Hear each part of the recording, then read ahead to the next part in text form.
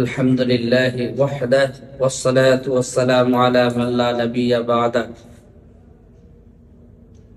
أما بعد قال الله تبارك وتعالى فمن كان يرجو لقاء ربه فليعمل عملا صالحا ولا يشرك بعبادة ربه أحدا وعن أبي موسى الأشعري رضي الله عنه عن رسول الله صلى الله عليه وسلم إن الله تعالى لا يطلع في ليلة النصف من شعبان فيغفر لجميع خلقه إلا لمشرك أو مشاحن أو كما قال عليه الصلاة والسلام সম্মানিত উপস্থিতি, আমাদের সম্মুখে লাইলাতুল বরাত তথা লাইলাতুল নিসফ মিন শাবান, শাবানের মধ্য রাত্রি, শাবান মাসের মধ্যরাত্রি আগত হতে চলছে। এই রাত্রির বিধিবিধান সম্পর্কে, করণীয় বর্জনীয় সম্পর্কে আমাদেরকে জানা এবং সেই অনুযায়ী আমল করা আমাদের কর্তব্য। এজন্য আল্লাহ সুবহানাহু ওয়া তাআলা কোরআনের মধ্যে বলেন, ওয়ালা ইউশরিক বিইবাদাতি রাব্বিহি আহাদা, যে আল্লাহ তাআলার সাথে কোনো কিছুকে আল্লাহ পাক শিরিক করতে নিষিদ্ধ ঘোষণা করে দিয়েছেন। অন্যান্য আয়াতের মধ্যে আল্লাহ পাক বলেছেন, যে ব্যক্তি শিরিক করবে আল্লাহ পাক আর এই শিরিকের গুনাহকে ক্ষমা করবেন না। ইন্নাল্লাহা লা ইয়াগফিরু আন ইউশরাকা বিহি। ঠিক আবু মুসা আশআরী রাদিয়াল্লাহু তাআলা আনহু থেকে বর্ণিত হাদিস থেকেও এই একই বিষয় জানা যায় যে আল্লাহ রাসূল সাল্লাল্লাহু আলাইহি ওয়াসাল্লাম ইরশাদ করেছেন, লাইলাতুন নিসফ মিন শাবান, শাবান মাসের মধ্য রজনীতে আল্লাহ রাব্বুল আলামিন বান্দাদের প্রতি বিশেষভাবে রহমতের দৃষ্টি, ক্ষমার দৃষ্টি নিবদ্ধ করেন, ক্ষমার দৃষ্টি করেন আর সকল মাখলুককে, সকল বান্দাকেই মাফ করে দেন, একমাত্র যারা মুশরিক এবং যারা হিংসুক। এবং অন্যান্য রিওয়ায়াত থেকে যা আমরা পেয়েছি যে পিতামাতার অবাধ্য সন্তান এবং যারা মদ্যপায়ী এবং যারা এভাবে আত্মীয়তাকে ছিন্নকারী এবং যারা এই সকল গুনাহের সাথে লিপ্ত, এদেরকে আল্লাহ পাক মাফ করবেন না। অতএব আমাদের উচিত এই মধ্য শাবানের রজনীকে আমরা পেয়ে যদি আমরা আল্লাহ পাকের ক্ষমা পেতে চাই, তাহলে আমাদেরকে এই সমস্ত গুনাহ থেকে আমাদেরকে মুক্ত হতে হবে, আগেই এই সমস্ত গুনাহ ছেড়ে দিতে হবে, তাহলে আল্লাহ তাআলা আমাদেরকে মাফ করে দিবেন। এজন্য এইগুলো যে বড় বড় গুনাহ, যে এই রাত্রিতে আমরা আল্লাহ পাকের যদি ক্ষমা পেতে চাই, তাহলে এই সমস্ত গুনাহ আমাদেরকে ছেড়ে দেওয়া একান্ত কর্তব্য। আর কিছু করণীয় আছে যা এই হাদিসের অন্য অংশ থেকে, অন্যান্য হাদিস থেকে আমরা পেয়ে যাই।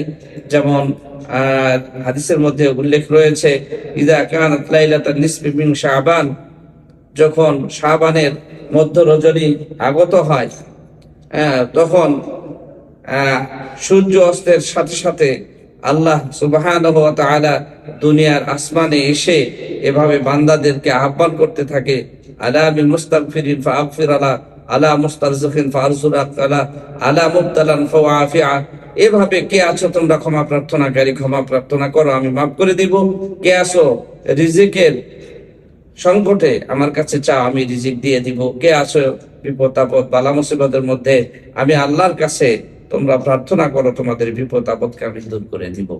এই জন্য আমরা এই রাত্রিতে আল্লাহ সুবহানাহু ওয়া তাআলার কাছে তওবা করব, ক্ষমা প্রার্থনা করব এবং আমাদের আল্লাহ পাকের কাছে যা প্রয়োজন তা চেয়ে নিব।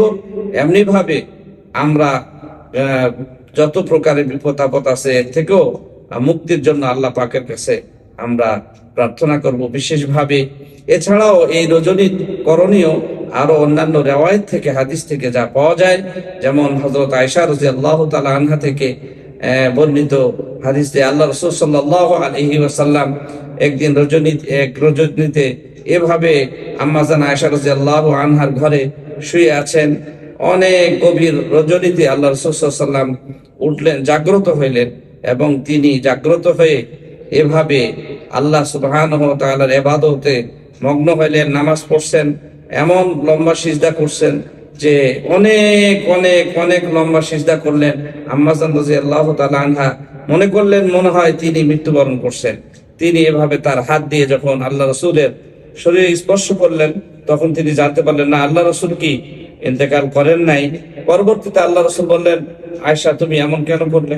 আল্লাহ রাসূল বললেন, আম্মাজান বললেন যে আমি মনে করছি যে এত লম্বা সিজদা, আমি আপনাকে মনে করছি মনে হয় আপনি মৃত্যুবরণ করছেন। এরপরে আল্লাহ রাসূল বললেন, আয়েশা তুমি জানো আজকে রজনী হলো নিসফে শাবানের রজনী, অর্থাৎ শাবান মাসের মধ্য রজনী।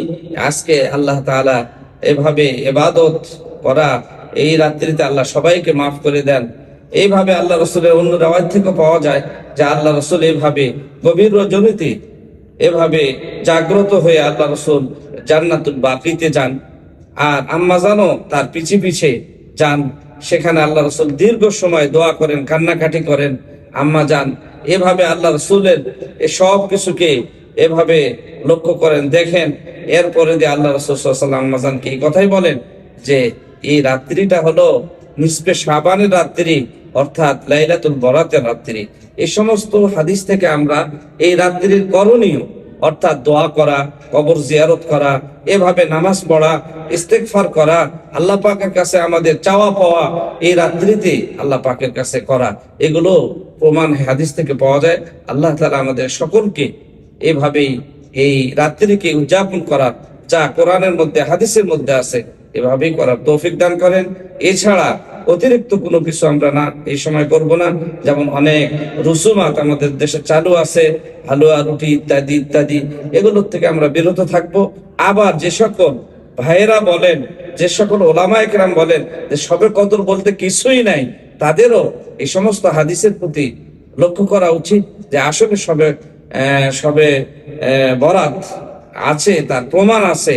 এগুলো হাদিস তারা আরো বেশি বেশি যদি চর্চা করেন, যদি গবেষণা করেন, হাদিসের কিতাবগুলো দেখেন, তাহলে আর উম্মত বিভ্রান্ত হবে না। অর্থাৎ যা করণীয় তা আমাদের করতে হবে, যা বর্জনীয় তা বর্জন করতে হবে। এই লাইলাতুল বরাতকে কেন্দ্র করে আমরা কোনো বেদাতের সাথে, রুসুমাতের সাথে আমরা যাতে লিপ্ত না হই, সবাইকে এই আহ্বান জানিয়ে আমার সংক্ষিপ্ত বক্তব্য শেষ করলাম। ওয়া আখিরু দাওয়ানা আলহামদুলিল্লাহ।